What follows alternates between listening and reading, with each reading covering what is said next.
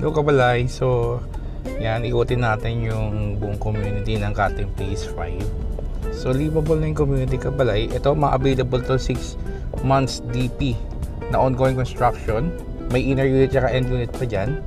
6 months ang down payment yan. Meron tayo ditong mga RFO na available na end unit. This one, available tong end unit na to, and this one yan na RFO.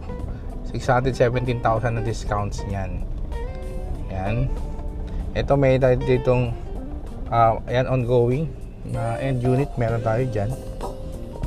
Ito corner unit available din yan. Yan. So ongoing construction na dito mga kabalay. Itong corner na yan available yan kabalay. Ikot lang natin. Dahan-dahan lang kasi ongoing construction dito. Ito yung mga barracks pa. Pero later on magiging open spaces yan kabalay. Yan. Ito mga barak. Ito available yung dalawang corner lot na yan.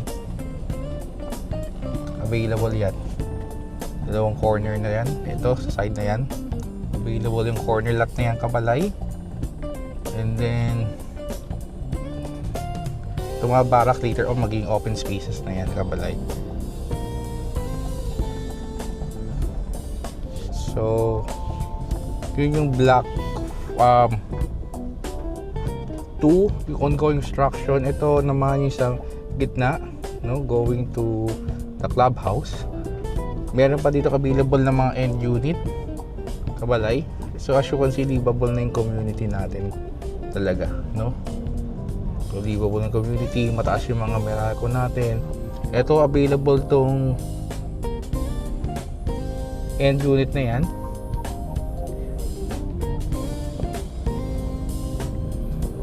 Paubos pa nga namin nakalipat mga kabalay, no? So this is located in Cutting Phase 5 Bacoor, Cavite kabalay. Yan.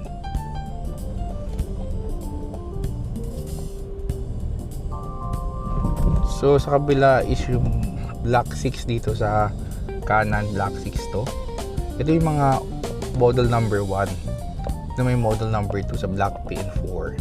Yan, makikita yung difference niya sa facade. Mas modern tong model number 2.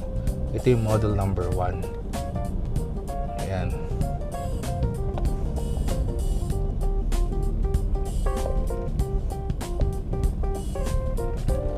May pre-gate and fence na siya upon turnover.